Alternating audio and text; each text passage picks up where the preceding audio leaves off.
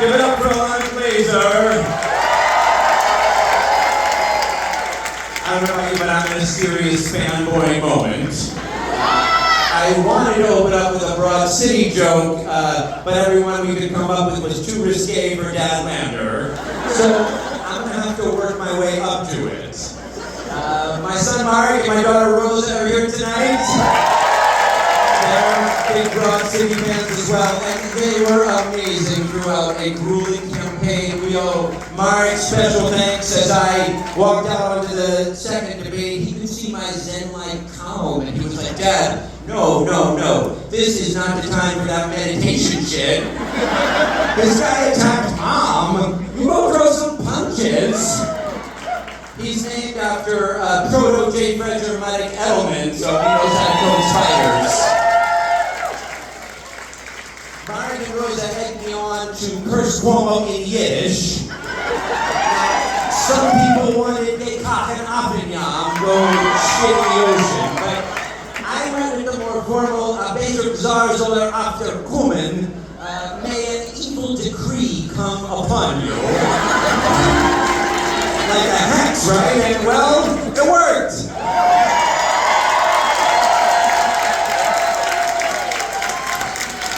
In the JFREJ endorsement interview back in March, I talked about Rosa, a JFREJ youth activist, seen here leading a march through Brooklyn singing Daloi Politsei.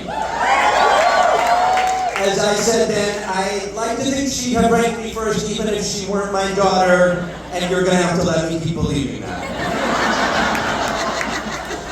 Regardless, though, in all seriousness, it is extraordinary to be part of this institution with intergenerational power to transcend our values, our history, our culture, our activism.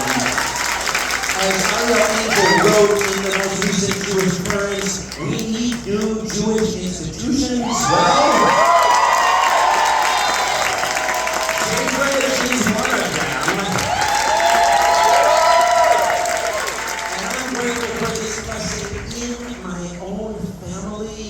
How else do you get a daughter who makes a challah for Shabbat protests?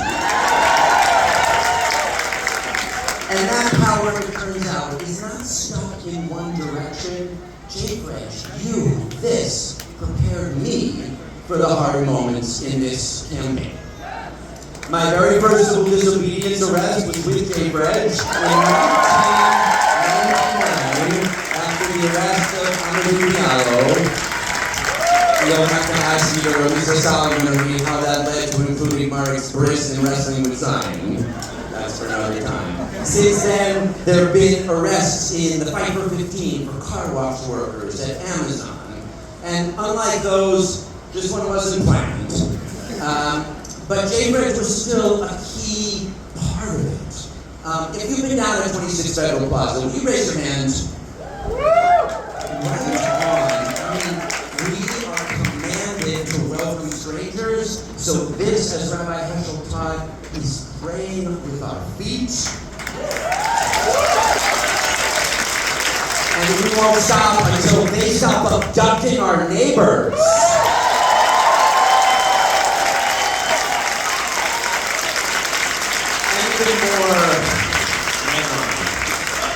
And even more than the arrest, the cross endorsement was really where JFREJ had prepared the ground. Because I had talked for months about the need for a disciplined ranked choice approach so we would not repeat the mistakes of 2021. And I always liked the idea of a ranked choice slate. I just imagined I would be the one at the top. But when the time came, I discovered around me this extraordinary set of people who both cared about me and who counted on me to find my way to the right thing.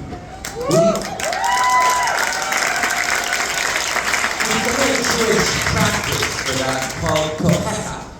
It means righteous rebuke, or maybe accountability delivered with love. And JFREJ is where that practice has been nourished for me, where people whose values I trust, whose honesty I respect, whose regard I treasure, can tell me when I'm getting something wrong, and give me a Mazals award when I get something right.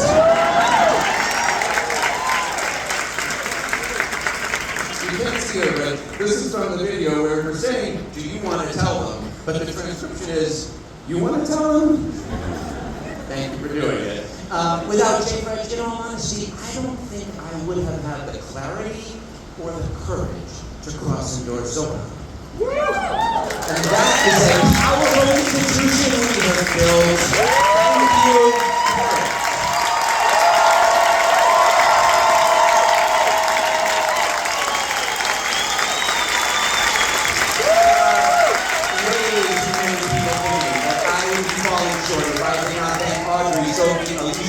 Marilyn Niemark, who I co-chaired the board with, Cindy Greenberg, Laura Warren, Rachel McCullough, Naomi Dan, Allison Hirsch, Ruth Messenger, and Ellen Whitman, our rabbi of 30 years.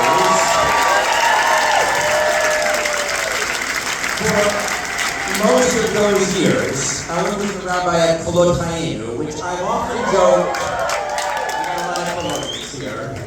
I've often joked that Kolot is the place where JVP Jews and JFREJ Jews pray together with only minimal side-eye. Historically, JFREJ has been like that too, but since October 7th, that has been so much harder, as Recline observed recently. It's intense time in the Jewish family group chat, but it has never been more important. So look, I will start. While I have tried to find the courage required, while I called for a ceasefire with JFREJ in Hanukkah 2000 in 2023 and stood many times with these Israelis for peace, I want to be clear. I know I have not done enough to speak out against Israel's war crimes, against ethnic cleansing, against forced starvation of Palestinians.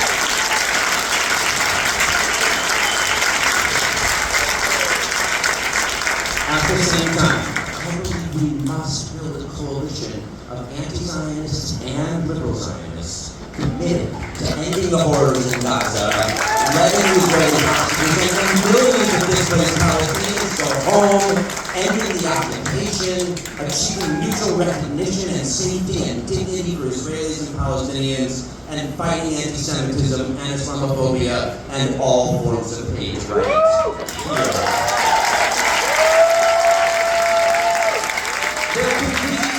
A little side-eye, fine.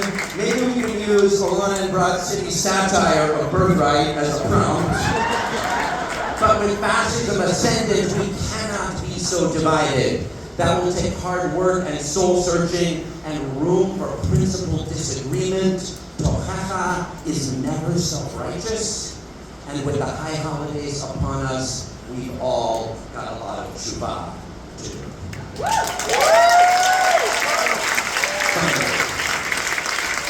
I want to thank George.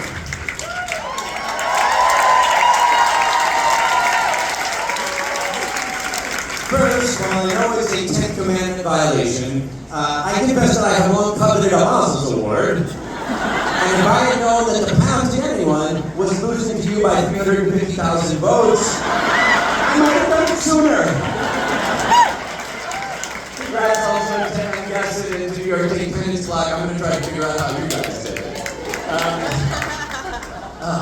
On election night, you promised to reach out and listen to Jewish New Yorkers, beyond the ones in this room who, let's be honest, overwhelmingly ranked first. And you have. I have watched you step into that role, and at times, you've become a vessel for disagreements within the Jewish community, for the anxiety, fear, guilt, discomfort that we're feeling, most of which you have very little to do with.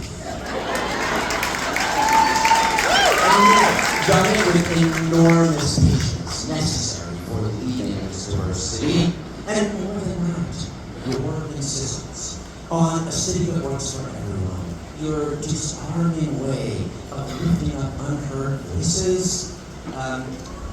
You have restored a sense of hope for what's possible in this wounded, anxious, expensive city. Your campaign, it gives us the chance to reclaim the values embodied in that copper-plated statue in the harbor you can see out the window.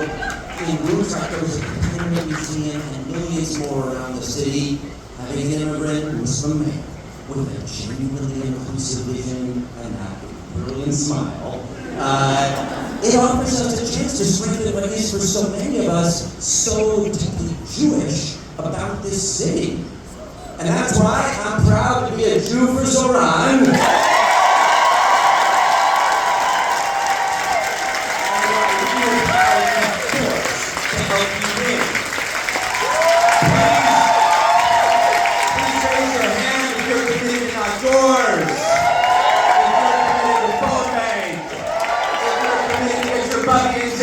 Vote for Zoran.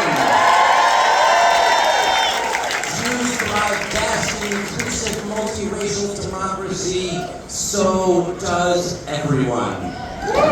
Pirkei Avot has a teaching for this. If I'm not for myself, who will be for me? But if I'm for myself alone, what am I? So does the Quran. Ya'ehu hanasu minachalaknikum min zakarin wa'isa wa'ja'alnikum shu'uban wa'kabaila lita'arafu. O humankind, we have made you into different peoples and tribes so that you may come to know one another. But for tonight, the best and final teaching comes from Alana. In Broad City's final scene, after she and Abby say goodbye, and Alana heads down into the subway alone, a new pair of friends emerge. And then another, and another, more diverse than Alana and Abby, but not so different from them, all struggling to make it in this too expensive city, yet captivated by its radical possibilities. And it turns out, I had missed something in the corner of that final scene. One more friend pair I hadn't noticed.